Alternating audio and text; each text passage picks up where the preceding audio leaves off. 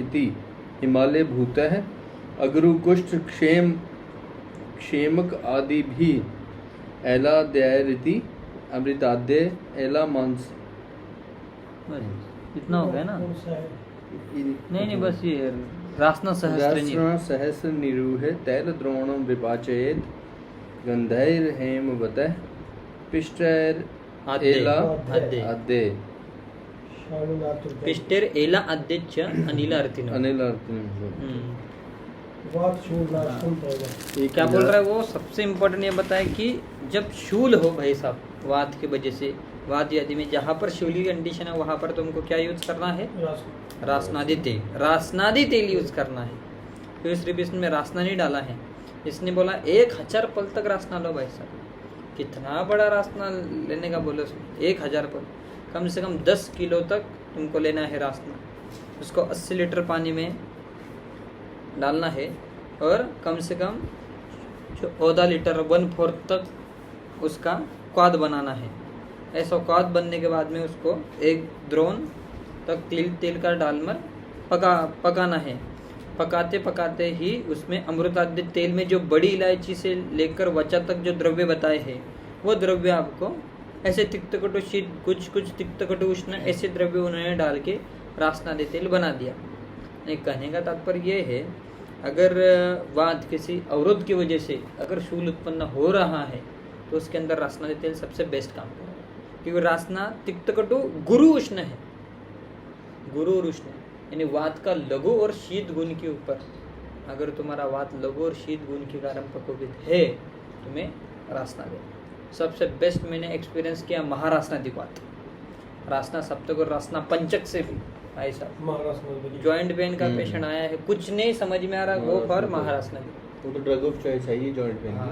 रासना सप्तक तो ऊपर ऊर्ध्व जत्रुगत रोग है, यानी कि वो बोला है ना सप्त धातुगत, रासना पंचक पंच धातुगत ऐसे ऐसे बोले हैं। पर ये सबसे बेस्ट मुझको लगा ये महारासनादिक का, यानी कि रिजल्ट ओरिएंटेड जो प्रैक्टिस है। अपन कैसे प्राइवेट प्रैक्टिस में उच्चतम की प्रैक्टिस अर्थ है कि नहीं कि भाई छोटी मोटी औषधि देनी है तो अच्छी देनी है, जो क्वालिटी वाइज है अच्छी है ऐसे। हाँ, तो रासना वात हरा नाम श्रेष्ठ भी बताया। और रासना क्या है? तिक्तकटु गुरु और उष्ण। तिक्त रस के कारण आम पाचन जबरदस्त करता है, यानी कि आम वात से अगर शूल है, आम वात के पेशेंट को अगर शूल है, तुम्हें क्या देना है?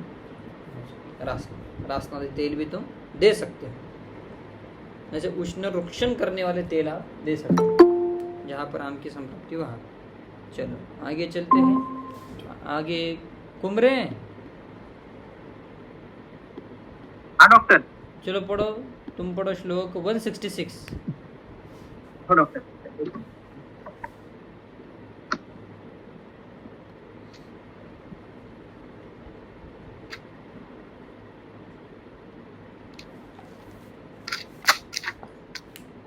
चलो मैं ही पढ़ लेता हूँ, तब तक तुम दिन निकाले। कल्पो यो अयम अश्वगंधाया प्रसारणा बलाद्वयम क्वाथकल के पयोर्भीर्वा बलादिनाम पचित पृथक। क्या बोल रहे वो? उपयुक्त विधि से ही आप अश्वगंधा तेल, प्रसारणी तेल, गंध प्रसारणी तेल, बलाद्वय से तेल भी आप निर्माण कर सकते हो। यानी सेम टू सेम रासना की जगह भाई तुम अश्वगंधा डालो तो क्या अश्वगंधा 1000 पल हो जाएगा। प्रसारणी तेल भी तुम बना सकते हो, प्रसारणी 1000 पल डालनी पड़ेगी और बला तेल भी बना सकते जो मार्केट में वो गंध प्रसारणी तेल। अगर आप चक्रदत्त ग्रंथ पढ़ो, कम से कम 8 से 10 रेफरेंस है प्रसारणी तेल। प्रसारणी उसकी इतनी फेवरेट थी भाई साहब। प्रसारणी की वेल मिलती है, बहुत बढ़िया है। अगर प्रसारणी का अश्वगंधा तो पता ही है, मधुर उष्ण है, गुरु और उष्ण है, मधुर है। तो वात का जब गुरु और ये लघु और शीत गुण और वृक्ष गुण अगर जहाँ पर बड़ा हुआ है वहाँ पर अश्वगंधा तेल यूज करना है। जहाँ पर क्या बोल रहे थे, रासना कहाँ पर यूज करना है?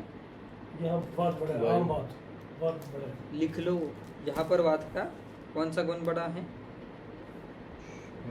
लघु और शीत गुण। लघु शीत गुण के कारण जहाँ पर, और साम वायु है, आम बढ़ा है, आम अगर है, तो वहाँ पर क्या यूज करना है तुम्हें? रासना तेल यूज करना है। अश्वगंधा तेल कहाँ पर यूज करोगे तुम? शीत गुण बड़ा है और एक रुक्ष गुण। हाँ, वात का जब तुम्हारा लघु गुण बड़ा है, क्योंकि अश्वगंधा गुरु भी है, लघु गुण और शीत गुण और रुक्ष गुण, स्निग्ध भी तो है, रुक्ष और शीत गुण।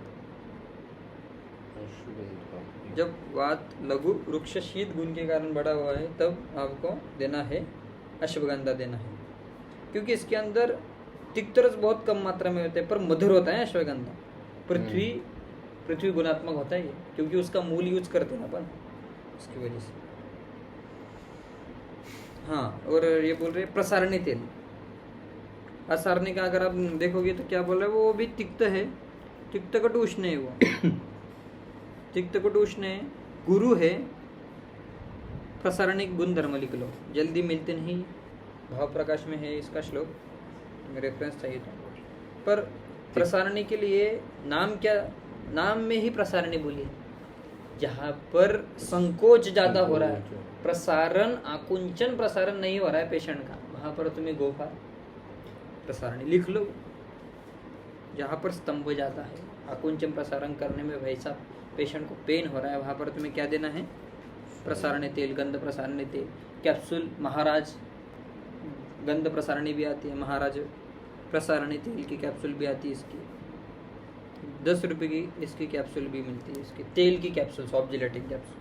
प्रसारण आदि महाक्षय भी होता है, प्रसारण आदि का प्रसारणी स्थिरा है क्या है? स्थिरा, हाँ वो भी है, सिरा भी है, पर ये ड्रग है अपनी प्रसारणी। क्या बोल रहे हो? गुरु वृक्ष भी है, और मेन बोला है बल संधानकृत, जहाँ पर आपको संधान कार्य करना है। अगर 2 बोन्स का संधान कार्य करना है, लिगामेंट का संधान करना है, मसल्स का संधान कार्य करना है, तो वहां पर तुम्हें प्रसारणी तेल, संधान करने वाली कौन है? और क्या बोल रहे वो?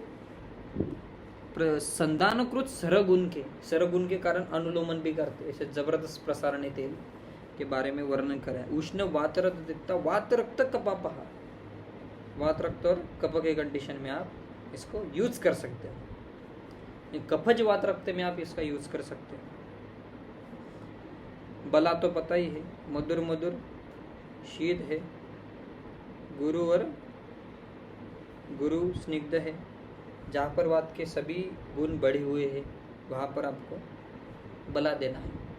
पर बला तेल देते हुए आम की कंडीशन कोई होनी नहीं चाहिए, लेकिन अच्छा आम नहीं होना चाहिए, आम नहीं होना चाहिए, क्योंकि ये गुरु पड़ जाएगा, तिक्तरस है ही नहीं भाई, पूरा ब्रोहन का कार्य करेगा, तिक्तरस डाला ही नहीं इन्होंने। और भी एक अगर आप आगे बताता उसका सिद्धांत तो थोड़ा सा आगे श्लोक में चलो। कुमरे निकाला क्या आपने श्लोक? हाँ डॉक्टर, पढ़ू क्या? हाँ 167 पढ़ो, मूलकाद्य तेल। मूलक स्वरसं क्षीरं तैलदध्य आम्लकाञ्जिकं तुल्यं विपाचयेत् कल्पेत् बला चित्रक सेन्दवेः पिप्पली अतिविशारासनां च विकार गुरु शीघ्रके बल्ला तक वचा कुछ चविका था वो, रासना चविका अग्रु, चविका रासना चविका, चविका मतलब चव्य, चविका अग्रु ऐसा है वो। फिर से पढ़ो उसको, रासना चविका से। पिप्पली अतिविशा रासना चविका अग्रु शीघ्र के भल्ला तक वचा कुछ स्वदंष्ट्रा विश्व भेषजय पुष्कराव्य चटी बिल्व शतामा आनत दारुभि तत सिद्धम पीतम अति उग्रान अंति वातात कान गदम इति मूलकाद्य तैलम। हाँ क्या बोल रहे हो? मूलकाद्य तेल, मूलक जो होता है अपना, मूली जो होती है वो कैसे होते हैं? कटु उष्ण होती है, तीक्ष्ण होती है, उसके कारण बोल रहे वो मूलकाद्य तेल का मेन बोल रहे हैं जो कॉम्बिनेशन बताए, उग्रान हंति वातात्मकान गदान। जब उग्रता से भाई वात इतना बड़ा हुआ है, सबसे अल्टीमेट लेवल सीवियर टाइप का, अगर जहाँ पर वात व्याधि है सीवियर टाइप की, तो वहाँ पर वो बोल रहे मूलकाद्य तेल का तुम यूज कर सकते हो, करना भी चाहिए। इसके अंदर अगर आप कंटेंट देखोगे तो क्या बोला है, मूलक डाल दिया, कटुकटु उष्ण लिखते जाओ, द्रव्य गुण भी परफेक्ट हो जाएगा। मूलक कैसा है, कटुकटु उष्ण है। दुग्ध है अपना मधुर मधुर शीत, तेल है, दूध और तेल उन्होंने वही डाल दिया, खट्टी दही डाल दी, अम्ल रस भी डाल दिया, कांजी अम्ल रस डाल दिया, चित्रकमूल सेंधव अवन रस भी डाल दिया। यानी कि क्या क्या डाल दिया, मधुर, अम्ल, लवण, मधुर, अम्ल, लवण, कटुरस। लिखो लिखो, उस हर एक कल्प का लिखा करो। मधुर अम्ल लवण कटुरस, मधुर अम्ल लवण और कटुरस का ऐसा कॉम्बिनेशन उन्होंने बनाया। फिर बाद में पिप्पली डाली, अतिविषा डाली, अतिविषा भी श्रेष्ठ, अग्रद्रव्य में बताए, दीपनी पाचनी श्रेष्ठ, रासना डाली। देखो पिपली क्या है, कटु मधुर उष्ण, लिखते जाओ धीरे धीरे द्रव्य को। अतिविषा क्या है, कटु कटु उष्ण है, प्योर, कटु तिक्त कटु उष्ण ऐसा बोल सकते हो। हाँ, रासना है तिक्त कटु उष्ण, चव्य है कटु कटु उष्ण, अग्रु है कटु कटु उष्ण, शिग्रु भी कटु कटु उष्ण, मधु शिग्रु भी आता है, पर आप मैक्सिमम टाइम तिक्त कटु उष्ण ऐसा यूज करते हैं। भल्ला तक तो पता है, कटु कटु उष्ण। हाँ,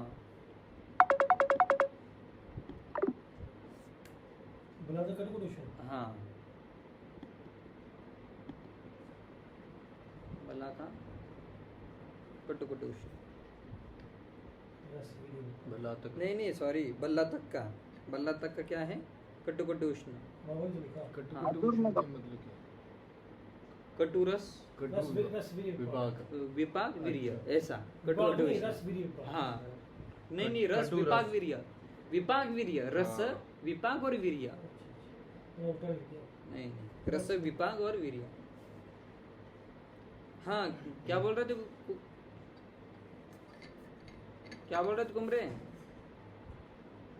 हाँ, बल्ला तक का मधुर बोल रहा हूँ, विपाक। अरे हाँ, सॉरी बल्ला तक, कटु मधुर उष्ण, कटु मधुर उष्ण करो इसको, बल्ला तक।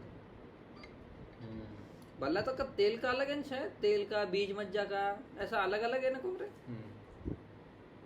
हाँ बस भला तक क्या क्या है, शायद बीज मज्जा उसकी, मधुर मधुर उष्ण। हाँ नहीं, कटु मधुर उष्ण ऐसा है शायद। बीज मज्जा मीठी होती है। बीज मज्जा मीठी होती है ना, मैंने खाई है। हाँ इसलिए तो बोल रहा हूँ, पर उष्ण तो होती है, उष्ण तो है यार, इसलिए आप बोले मधुर कटु उष्ण बोले।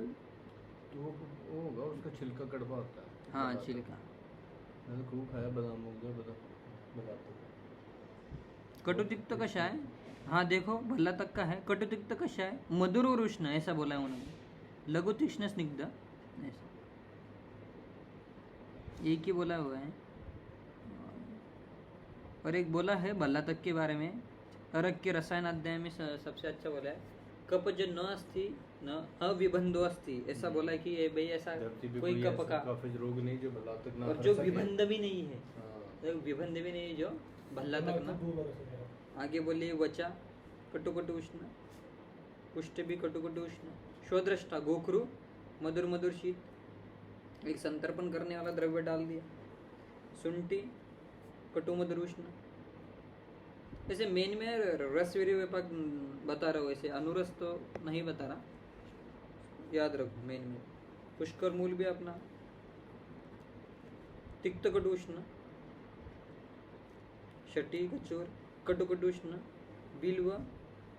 बिल्व तिक्त कषाय, मधुर और उष्ण, वही पिकवा पकवा अपकवा के हिसाब से, और यहाँ पे अपकवा ही बोला है। बिल्व का रस क्या होता है? तिक्त, तिक्त कटु तिक्त मधुर, हाँ सॉरी, तिक्त कटु और मधुर उष्ण ऐसा। नहीं बिल्व का दोनों बोलो। तिक्त है, हाँ, कटु है,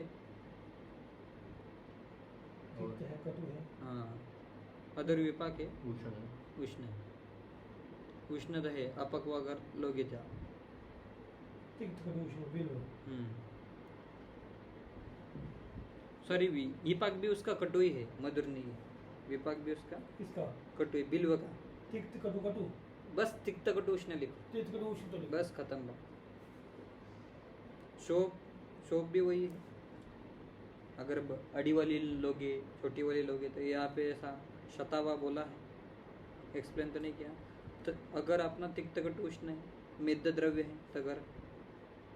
देवदारू भी अपना तिक्त कटु उष्ण है। यानी मैक्सिमम अगर आप देखोगे तो इसके अंदर कटु रस प्राधान्य दिया है, कटु रस प्रधान से दिया हुआ है, पर अम्ल रस भी दिया है, अम्ल कांजी और अम्ल डाले, यानी कि अम्ल कटु का ऐसा जबरदस्त कॉम्बिनेशन दिया हुआ,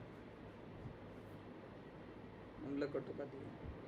यानी कि ये भी भाई आम के कंडीशन में आपको यूज करना है। उन्होंने बोल दिया उग्र वात विकार को नष्ट करता है, पर आम के कंडीशन में आप इसको यूज कर सकते हो। आगे का पढ़ो कुमरे 170 नंबर का श्लोक, ये सही बताया जाता है। वृषमूल गुडुच्योच्च द्विशतच्च शतच्च च चित्रकात स अश्वगंधाश्च वाते तैल आडकं पचेत् स क्षीरं वायुना भग्नि दद्यात् जर्जरिते तथा प्रोक्ते लावा प्रसिद्धं स भवेत् एतत् दृणो उत्तरम् इति वृषमूलादि तैलम्।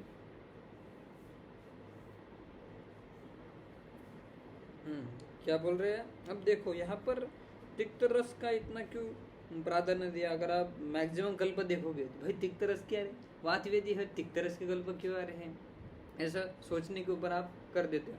पर तिक्त रस डाल के भी उन्होंने तेल ही बनाया, ठीक है नहीं, तिक्त रस डाल के भी तिक्त एक कटु का कॉम्बिनेशन बनाया, पर साथ में अम्ल रस भी डाल दिया। शायद ऐसा हो सकता है अस्थि के अगर आप फॉर्मेशन देखोगे तो अस्थि के अंदर शीरता होती है कि नहीं। गुडुचि क्या करती है, नीचे से ऊपर की तरफ जाती है, कहाँ पर जाती है, आकाश में जाती है, आकाश के अवकाश में बढ़ने वाली ऐसा वो द्रव्य है। यानी कि अगर आप पांचभौतिक संगठन देखोगे, अगर आप तिक्त रस का पांचभौतिक संगठन देखोगे वो भी क्या है, आकाश और वायु है, आकाश और वायु है। इसलिए अस्थि के अंदर की सुशीरता टिकी रहे, इसलिए गुडुचि का उपयोग उन्होंने। इसलिए आशा का मूल क्या है, वासा के पत्र नहीं यूज किए। च्यवनप्राश में भी वासा के मूल यूज किए। ये भी पीजी के अंदर ये क्वेश्चन पूछते, च्यवनप्राश में भी वासा का पत्र है, अपन क्या बोलते भाई पत्र, पत्र वासा के पत्र नहीं, पर वासा के मूल यूज किया। हाँ वासा अवलय में पत्र यूज किया, जो कि श्वासकाश में जा रहा है ऐसा। और वासा मूल वात व्याधि में प्रधान कल्प बताया भाई। अब हम बोले वासा भाई इधर क्यों दिया? ये लो जी सही बता दो, वो जो अस्थि के अंदर की नहीं आकाश के अंदर उठती है, वो क्या बोलते हैं इसको, ये अमल इसको गुडुचि। बॉस ऐसा क्यों? क्या क्या बोल रहे हैं आप, ऐसा क्यों मतलब? तब उसमें पत्र यूज करे या मूल, कोई पॉसिबल एक्सप्लेनेशन? हाँ ये एक हो सकता है, शायद उनके हिसाब से मूल जो है, मूल के अंदर पार्थिव द्रव्य ज्यादा होते हैं, इसलिए वो बोल रहे हैं कि भाई वात व्याधि के अंदर आपको पार्थिव द्रव्य की ज्यादा आवश्यकता है, इसलिए मूल का यूज करो। और जो उरस्थान है, उरस्थान यानी कि फुफ्फुस, जो श्वासकाश का ऊपर का जो एरिया बता है, पत्र कैसे हल्के होते हैं, ऊर्ध्वगामी होते हैं, इसलिए मैं भी भाई उन्होंने श्वासकाश में पत्र का यूज किया हो। इसका द्वारा बता दो, उसका गुडुचि का द्वारा बता दो। हाँ गुडुचि का बता रहा हूँ, गुडुचि का यहाँ पर क्यों यूज किया है, अस्थि के अंदर की सुशीरता टिकाने के लिए, ठीक है नहीं। अस्थि के अंदर की जो सुशीरता है, वात का जो संवहन है, वात का जो अवरोध निकालने वाला है, वो इसलिए आपको गुडुचि का यूज करना चाहिए, क्योंकि वो शरीर के अंदर का अवकाश बनाती है, स्पेस बनाती है। पर ऐसा भी नहीं है कि भाई स्पेस बना के एकदम रुक्षता उत्पन्न करते नहीं है वो, क्योंकि वो त्रिदोष नाशक भी है, उष्ण भी है ना वो, इसलिए उन्होंने बोला कि वात भी बैलेंस करते हैं, पित्त को भी देती है और कफ को भी बैलेंस करती है, त्रिदोष शामक ऐसा बोला है। और कल तो पढ़ा था अपन ने शोणिति विबंध नाशन, ऐसा हाँ ऐसा उन्होंने वह स्थापन भी करते हैं और वो सृजन करती है। यानी कि ऐसा तुम सोच सकते हो कि अस्थि के अंदर की सुशीरता तुमको अच्छे से मेंटेन करने के लिए भाई यहाँ पर गुडुचि का उपयोग किया होगा। ऐसा नहीं सिर्फ गुडुचि का उपयोग किया, आगे चित्रक मूल भी दे दिया, वासा और गुडुचि दे दिए। भाई हमें तिक्त रस से काम करना है, पहले स्रोतों का अवरोध करना है। मैं भी इमेजिन करो जब भी गुडुचि पेट के अंदर जाएगी, भाई गुडुचि और वासा मूल ने क्या किया, पहले स्रोतों का अवरोध निकाला तिक्त रस से, है कि नहीं।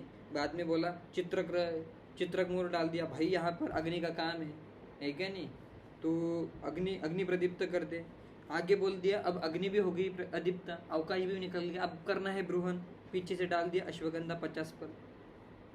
देखो कैसा कल्प उन्होंने बोला, मधुर मधुर उष्ण, ऐसा अश्वगंधा दे दिया, आखिर में डाल दिया। और जब भी कल्प बनाते हो ना, इसी सीक्वेंस से कल्प बनाना चाहिए, कि उन्होंने बोला कि भाई अपने को वृक्षमूलादि तेल बनाना है तो सबसे पहले क्या डालना है। ऐसा नहीं भाई एक ही साथ में 4 बंदे लिए और तुमने गुड़ुची भी डाल दी, वासा के मूल भी डाल दिया, चित्रमूल, अश्वगंधा सब एक साथ ही डाल दिया। नहीं, पहले आशा का मूल डालो 100 फल, उसके बाद उसको मिक्स करो अच्छे से, बाद में गुड़ुची डालो, बाद में चित्रमूल डालो, बाद में अश्वगंधा डालो। जब इसकी आप तेल बनाओगे और पेट के अंदर लोगे या उसका उपयोग करोगे किसी प्रकार के, सबसे पहले इसके बॉन्ड टूटेंगे। पहले वासा के बॉन्ड टूटेंगे, बाद में गुड़ुची के बॉन्ड टूटेंगे, बाद में चित्रमूल के बॉन्ड टूटेंगे और आखिर में अश्वगंधा का बॉन्ड टूटेगा। ऐसा मेरे गुरुजी ने बताया था। सही बात, कि जब भी आपको बनाना है तो जो संहिताकार बोल रहे वैसे ही सीक्वेंस से आपको कल्प बनाने हैं, तो अंदर जाएंगे तो वैसा ही काम करेंगे। इसलिए देखो हर एक कल्प की रचना देखो, पिछले वाले चारों कल्प उन्होंने कटु, तिक्त, उष्ण, अम्ल ऐसे ही बनाए हैं। अगर आप पूरे पीछे के कल्प देखो, बला तेल के बाद में अमृताद्य तेल आया, तिक्त रस प्रदान, बला तेल के ऊपर शोधरष्टादि तेल था, ब्रोहन करने वाला।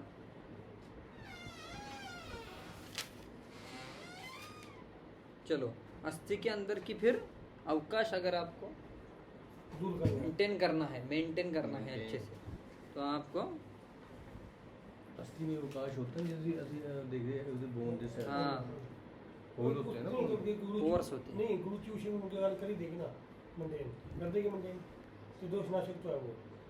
चलो आगे चलते हैं। कुमरे आगे का पढ़ो। मूलक तेल फिर से आ गए। इनका मूलक बहुत ही पसंद था इनको, जबकि इतना भाव प्रकाश के अंदर मूलक का इतना कुछ गुणगान नहीं गाए। त्रिदोषनाशक बोला ही है उन्होंने। हाँ कुमरे चलो मूलक तेल।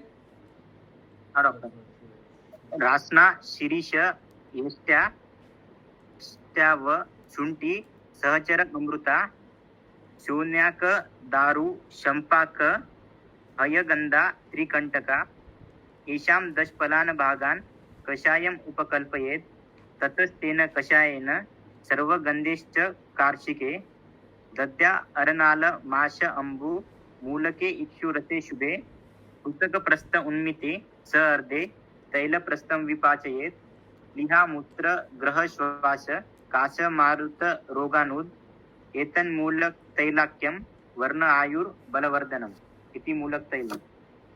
क्या बोल रहे हैं वो? इसकी फलश्रुति अगर आप थोड़ा सा एक्सप्लेन करोगे तो प्लीहा, मूत्रग्रह, श्वास, कास, मारुत रोगों ने ऐसे एक ही लाइन में आए, ऐसे सेपरेट करके उन्होंने दिया नहीं, पूरे एक लाइन में ही बोल दिए। तो इससे आप ऐसा इमेजिन कर सकते हो कि क्या उन्होंने सबसे स्टार्टिंग भी की तो प्लीहा से स्टार्टिंग करी। भाई प्लीहा जो रक्त का स्थान है, अगर रक्त का क्षय है ऐसा आप मान सकते हो, रक्त का अगर क्षय है तो मांस नहीं बनेगा, मांस से मेद नहीं बनेगा, मेद से मूत्र नहीं बनेगा, ऐसा आप सोच सकते हो। और प्लीहा की चिकित्सा के लिए जब प्लीहा के अंदर कुछ दुष्टि हो गई हो और साथ में एसोसिएटेडली मूत्र के अंदर भी दुष्टि हो गई हो और पेशेंट को इतनी कमजोरी आ गई कि श्वास लग रहा है, जैसे वातवादी के पेशेंट को आप बोलोगे थोड़ा भी चल के दिखाओ तो उसकी सांस फूलने लगेगी, वात रोगी, ऐसे वातवादी के पेशेंट में आपको मूलक तेल का यूज़ कर, जो कि उन्होंने डायरेक्टली बोला कि भाई प्लीहा के ऊपर हमारा मूलक तेल जा रहा है। अगर आप इसके कंटेंट देखोगे तो रासना से स्टार्ट किए, रासना और शिरीष जो कि श्रेष्ठ क्या है, विषग्न है। रासना भी विष को हरने वाला होता है, शिरीष भी विषग्ना नाम ऐसा श्रेष्ठ बोला है। पुलेटी डाल दी संधानीय, शुंठी डाल दी सहचर अमृता, शौनाक, वात सामक सर्वश्रेष्ठ है, देवदारू, अमलतास, अश्वगंधा फिर से आ गया, गोक्षुर आ गया, ऐसा पूरा कूट काट कर उसका क्वाद बनाया। बाद में सर्व प्रकार के गंध द्रव्य डालने के बाद में दही डाला जो कि अम्ल है, कांजी डाली और माश अम्बू यहाँ पर आया पहली बार। माश उड़िद का पानी, उड़िद स्निग्ध होते ना, सबसे ज़्यादा स्निग्ध पिच्छल द्रव्य है उड़िद। माश पानी में कितना लगता है उसका पानी, सबसे बेस्ट है ब्रूहन करने वाला। वायु विकार कर देता है। माश नहीं करता। माश मूंग की दाल बोल रहे हो क्या? मूंग और माश माश माश कैसे करता? स्निग्ध और पिच्छुले भाई साहब ऐसे करता है वो, कैसे करता है? असल में माश जो है ना ये वो करता है ना, क्या कहते हैं कि वो जो उसकी मल की मात्रा बढ़ाता है ना। हाँ, मल की मात्रा बढ़ाता है, तो कई बार क्या होता है कि पुरुष को बढ़ाता है। हाँ हाँ। मतलब जिनको उदर विकार जिनको चल रहा होता है तो हाँ। वायु जो है अंदर संचित हो जाती है पक्वाशय में संचित होने से वो वायु स्नायु और सिरा स्नायु को मतलब उसमें प्रवेश करती है। अगर पक्वाशय में वायु रहेगी तो वो ऊर्ध्वगामी होगी, ऊर्ध्वगामिता होगी, फिर वो त्रिगामी होगी। हाँ, ये जो मास आप बोल रहे हो कि नहीं वात का में भी भाई ये कर सकता है तो अवरोध कर सकता है, ऐसा मानता हूँ। माश मना करते हैं हमारे नहीं वहाँ खाने से। बात रोग अवरोध जन्य अगर है तो भाई उसमें कॉन्ट्राइंडिकेटेड है। अगर वो प्योर क्षय जन्य, कोई तुम्हारे पास क्रूश पेशेंट आ रहा है, एक केस बताता हूँ बढ़िया माश की बताता हूँ। एक था स्पोर्ट्स में, वो स्पोर्ट्स का कोई विद्यार्थी था, उसका क्या हो जाता था और अर्निंग क्या करता था वो शायद 800 मीटर की थी रही, वो इतनी स्पीड थी उसके अंदर, शक्ति भी थी, पर जब आखिर के 10 सेकंड के अंदर उसकी पूरी शक्ति निकल जाती थी, यानी कि भाई कमजोर पड़ जाता होगा, उसकी भी ताकत ही नहीं लगती थी भागने के अंदर।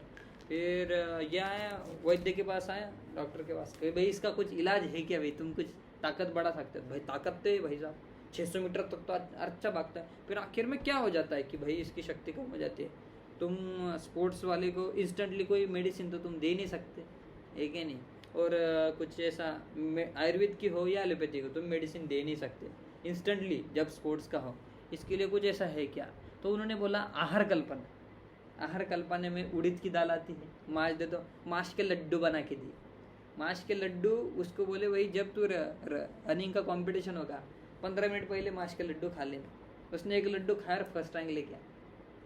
ऐसे वो वैद्य ने उनकी ये बताई थी, केस स्टडी बताई थी। माश में भाई इंस्टेंटली पावर लाने की, जो ब्रूहन बोला है माश उड़द की दाल का, वो बोल रहा इंस्टेंटली। हाँ, ये मधुर मधुर उष्ण है, मधुर मधुर उष्ण, स्निग्ध और पिच्छी। इसका मतलब बात का फ्रोगो मैं बोलता हूँ अब कोई क्रूश पेशेंट आया तुम्हारे पास, कॉन्स्टिपेशन लेके आया, उड़द का दाल का पानी दो, देखो एक दिन में वैसा पूरा निकल जाए। तुम्हारा इसबगोल भी इतना अच्छा काम नहीं करा है जितनी उड़द की दाल अच्छी काम करे, सबसे बेस्ट। मैंने तो बहुत एक्सपीरियंस किया उड़द की दाल। उड़द की दाल आप हर एक कल्प में जो भी आप वातवादी के पेशेंट को दे रहे हो, अगर आपको लग रहा है कि भाई इसका क्रूश पेशेंट अगर है, ऐसा वृक्षता के कारण ज़्यादा वात बड़ा हुआ है, स्थूल पेशेंट में तो अलग ही है कि स्थूल पेशेंट में तो अलग ही संप्राप्ति जी, मूलक तेल हो गए, है क्या नहीं, पंचमूलाद्य तेल हो गए, अमृताद्य तेल हो गए, ये स्थूल पेशेंट को जाएगी। रासना तेल हो गए, वो भी स्थूल पेशेंट को जाएगा। क्रूश पेशेंट में बला तेल, है क्या नहीं, ये माश का तेल, महामाश तेल आता है। कितना महंगा है वो, सबसे महंगा है महामाश तेल, उड़द की दाल। ऐसा वो उन्होंने एक्सपीरियंस बताया।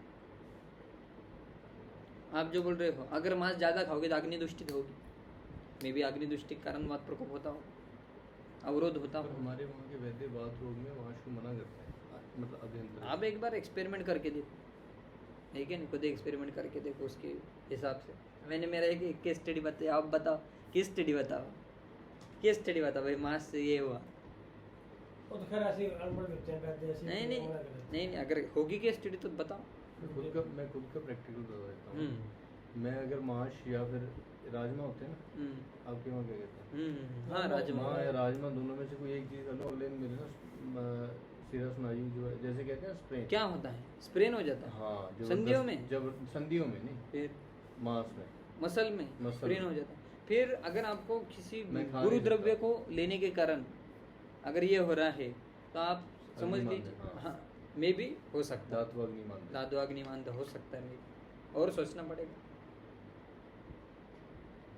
मैं अगर माश की दाल खा लूँ या तो मेरा यहाँ से स्प्रेन जाती है खतरनाक वाली, तो ऐसे धनुष होता है ना जैसे, मे भी धातु का दाम हो सकता है, फिर नहीं तो कोई माश का और कोई स्वभाव होगा दृष्टि करने का, नहीं तो माश आपको साथ में ही नहीं होगा, ये भी हो सकता है। बचपन में तो खाया है एक्चुअली, स्पोर्ट्स में इंजरी होने के बाद मैंने माश जब भी खाया तो मुझे दिक्कत है। मैं भी एथलीट रहा हूँ नेशनल लेवल पर। चलो इसके ऊपर और करेंगे विचार, माश के ऊपर थोड़ा सा। पर मैंने जो केस स्टडी बताई तो आयुर्वेद यहाँ तक भी काम कर सकता है, तुमको अगर स्पोर्ट्स में काम करना है बॉस, स्पोर्ट्स के लिए, स्पोर्ट्स पर्सन के लिए माश सबसे बेस्ट। वो एक दिन ऐसे पूरे कॉन्फ्रेंस में बताया माश की केस स्टडी वाली। चलो आगे, हाँ माँ शंभू के बारे में बता रहे थे। बाद में बोला कि भाई इसी तेल के अंदर तुम मूली का स्वरस डाल दो, एक शुक्र रस भी डाला उन्होंने मदर से शुक्रगामी के लिए। इस सिद्ध तेल के प्रयोग से वही मैंने जो बताया पहले एक्सप्लेन किया, इसकी फलश्रुति प्लीहा रोग, मूत्रग्रह, श्वास का स्मारुता रोगनुत, और बोल रहे इसकी वजह से वर्ण, आयु और बल का वर्धन भी होता है। अगर कोई वात व्याधि का ऐसा पेशेंट तुम्हारे पास आता है जिसके पास बल भी नहीं है, वर्ण का भी उसका नाश हुआ है, और कोई डॉक्टर ने बोल दिया इसका आयुष्य बहुत ही कम है, तो ऐसे द्रव्य निकाल के रखो भाई सेपरेटली। आयु को बढ़ाने वाले द्रव्य कौन से? कुछ नहीं आ रहा तो मैं आयु को बढ़ाने वाले द्रव्य दे दो, 2-4 साल तो सर्वाइव कर ही लेगा। एक पैंक्रेटिक कैंसर का एक वैद्य है हमारे यहाँ के, वो बताते हैं पैंक्रेटिक ट्यूमर था, है क्या नहीं, सबने बोलते हैं कि भाई 15 दिन के ऊपर ये पेशेंट सर्वाइव नहीं कर सकता, है क्या नहीं। इन्होंने बोला खाना पीना सब कुछ बंद, बस दूध पे रहना, उधर की चिकित्सा करे। वो कम से कम 20 साल तक सर्वाइव किया पेशेंट 20 साल तक बस दूध के ऊपर, और कुछ नहीं, बस दूध। तो इसे जलोदर में भी तो कहा गया है। हाँ, जलोदर में आपको सिर्फ अजा दूध पीना है, वही तो उन्होंने बोला उधर समझ के, उन्होंने बोला उधर समझ के पैंक्रेटिक ट्यूमर पे वो सर्वाइव कर गया भाई 20 साल तक, जो कि भाई 15 दिन भी नहीं टिकने वाला। सर ने आज उसको पता क्या कहते हैं? हाँ, उसको दिया कंप्लीट साल्ट बंद, और वो प्रवाल पिष्टी थी, और वो क्या कहते हैं वो बेहद बात है 10 महीने की बेहद बात जनता में ये दिया।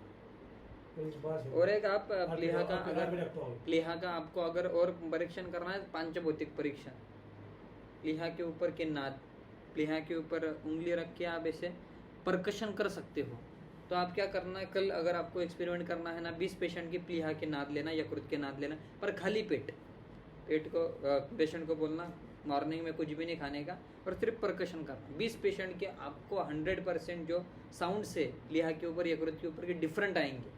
तो इससे आपको समझ में आएगा कि प्लीहा के अंदर वात है कि पित्त है या कफ है। प्लीहा के अंदर की गुरुता, घनता आपको समझ में आएगी। पांचभौतिक का अगर आप चिकित्सा देखोगे तो वो कुछ भी हो जाए, पेशेंट का यकृत प्लीहा ठीक करते, खत्म बात। कैंसर भी हो जाए, कुछ भी हो जाए, वो बोलते प्लीहा के ऊपर के घननाद आने चाहिए, है कि नहीं, इतने भी नहीं आने, ज्यादा भी नहीं आने चाहिए घननाद। और ये यकृत प्लीहा के अंदर कैसे दोनों नाद अगर नॉर्मल है तभी पेशेंट की अग्नि संस्थान अच्छी है। यकृत प्लीहा और मूत्रपिंड, 3 संस्थान पे वो बहुत जबरदस्त काम करते हैं। अब उन्होंने एक और पांचभौतिक केस बताया था, आप प्रतिशामी गोक्षुर आदि का यूज करोगे क्या? गोक्षुर है मधुर मधुर शीत, प्रतिशामी यूज करोगे क्या?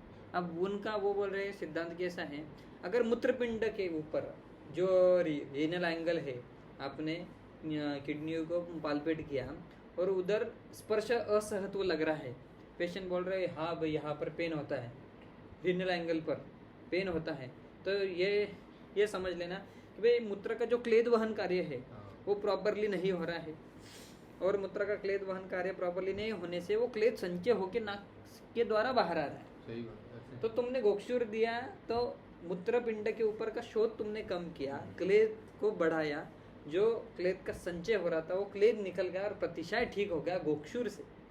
उधर रोग का ही तो है प्रतिशय, तुम नहीं, हाँ वही तो, तुम ऐसा सोचा करो उधर रोग का कि भाई हाँ कि तुम क्लेद बढ़ रहा है, नाक से निकल रहा है, और उसमें भाई क्लेद का बाहर काटने वाला गोक्ष, ऐसा तो सोच के उसकी चिकित्सा कर सकते हैं। तो ऐसा ही अर्क जी ने भी सोचा हो कि भाई मूलक तेल है, यकृत प्लीहा मूत्रपिंड को चेक करो, रक्त को अच्छा बनाओ, तो भाई वात रोग जीत जाओगे तुम, ऐसा भी बोला उन्होंने। अगर प्लीहा वृद्धि है तब भी श्वासकाश लगता है पेशेंट को, तो अगर ऐसा है प्लीहा वृद्धि है, वात रोग है और श्वासकाश है, उसके अंदर आप मूलक तेल का यूज करो। अभ्यंतर बाह्य सब कुछ, पान अभ्यंगनस्य बस्ती सब कुछ। नीचे भी एक दिया है, मूलक ही तेल है। चलो पढ़ो 176 तुमरे डॉक्टर। यव कोलकुलत्तानां मत्स्यानां शीघ्रु बिल्वयो रसेन मूलकानां च तैलं दधिपयोन्वितं साधयित्वा भिषग्दद्यात् सर्ववात आमयापहं लशुनस्वरसे सिद्धं तैलम एभिश्च वातनु। क्या बोल रहे हो? यव, कोल, कुलथ्य और बोला है मत्स्य डाला है यहाँ पे, अनुपमाश्रस फिर से आ गए। जल तत्व बढ़ाने के लिए स्निग्धता और पिच्छलता जहाँ पर बढ़ानी हो आपको, पिच्छल गुण जहाँ पर बढ़ाना हो वहाँ पर मछली का योग जो है वहाँ पर आप यूज कर सकते हो। एकदम वात के कारण इतनी शुष्कता रुक्षता आ गई है भाई साहब, अल्टीमेट लेवल पे रुक्षता, खरत आ गए, पूरा हार्ड हो गया है, ऐसा आपको अगर संप्राप्ति लग रही है उसके अंदर आप मछली का उपयोग कर सकते हो। आज बाद में क्या बोल रहा है भाई, मछली ज़्यादा ना ये हो जाए, भारी पड़ जाए, इसलिए शिग्रू बिल्व ऐसे दीपन पाचन करने वाले भी ड्रग्स डाल दिए, रसोन भी डाल दिया। मूल का नाम च तेलम दधि पयोन्वितम, अम्ल रस तो है ही है उसमें भाई साहब, दधि और दूध तेल मिलाकर पाक करना चाहिए। इस तेल का प्रयोग वैद्य को सभी प्रकार के वात विकारों के नष्ट के लिए, सर्ववातम पहापहम ऐसा बोल रहा है वो, सर्व प्रकार के वात व्याधि को नष्ट करने वाला ऐसा ही बोल रहे हैं। लहसुन सोरस से उपयुक्त जो आदि जो द्रव्य है, लहसुन आदि तेल भी तुम बना सकते हो, क्योंकि लहसुन आवरण के संप्राप्ति में सबसे बेस्ट बोला है उसका। चलो आगे देखेंगे। लहसुन क्या बोल रहे हो? और एक आखिर का श्लोक पढ़ लेते हैं इनका। ऋतुकाल में स्नान करने के पश्चात उपयुक्त तेलों को स्त्रियों को पिलाना चाहिए। उपयुक्त तेलों में किसी भी एक तेल को पीकर वंध्या स्त्री भी पुत्र को प्राप्त कर लेती। तेलान्य अन्य ऋतु स्नाता अंगानां पायेत पीत्वा अन्यतम एतेषां ही वंध्याम अपि जनयत सुतम। इनफर्टिलिटी की ट्रीटमेंट तुम योनिवापद में ढूंढोगे, जबकि वात व्याधि में पहली वो 178 उसके आगे गए नीचे दिया है सबसे नीचे। हाँ, वंध्या नाम जनेत सु। इनफर्टिलिटी ट्रीटमेंट क्या बोल रहा है वो? ऋतु काल में बोल रहा है, पर वो क्या बोल रहा है? ऋतु काल में भी पायेत, पीने के लिए ही देना है, स्त्रियों के लिए ही स्पेशली बोला, क्योंकि वात तो शुक्र रज आर्तव का नाश करता है। अगर ऐसा है तो आपको ऋतु काल में स्त्रियों को वंध्या, इसको पुत्र की प्राप्ति ही नहीं हो रही है, उसको भी आप इनफर्टिलिटी ट्रीटमेंट कर सकते। मिलता है क्या मूलक तेल का? मिल जाता है मूलक वो तेल कौन सा तेल? सभी तेल सब में। हाँ, सभी तेल, ऊपर के जितने भी तेल बता, पूरे तेल। वो कैसे देना? पीने को भी पीने को, ओनली पीने को बोल रहा है ना। अच्छा। पित्वा अन्यतमे तेषां, पीना है भाई साहब। वो जो जिसको गर्भ ठहर गया है, हाँ, या नहीं ठहरा? नहीं ठहरा है, वंध्या है, स्त्री बोला है ना, वंध्या स्त्री बोला है ना। ठहरने के बाद फिर नहीं मिला। वंध्या स्त्री है ना भाई साहब, है ही नहीं बच्चा, हो ही नहीं रहा। जिसको ठहर गया अरे ठहरने का बात तो अलग की चिकित्सा है, पहले क्यों कर रहे हो? फिर नहीं देना, पहले क्यों कर रहे हो? मतलब जिन्हों हो ही नहीं रहा। और देखो ये जो है ना, ये जो तेल कहाँ से चालू हुए थे? 143 से चालू हुए थे, जो बोला था रज शुक्र प्रदोषग्नानाम अपत्य जनानानि। ये 143 से लेकर 178 तक भाई सिर्फ तेल के बारे में भाई साहब बता रहे थे, सबसे बढ़िया उन्होंने बताया। आगे भी बहुत सारे तेल हैं, उसका कल देखेंगे। बाद में आवरण है, यानी धीरे धीरे खत्म होने को आगे आ गया है वात व्याधि। भाई जीवन भी इतना बड़ा है, बात भी इतनी बड़ी है।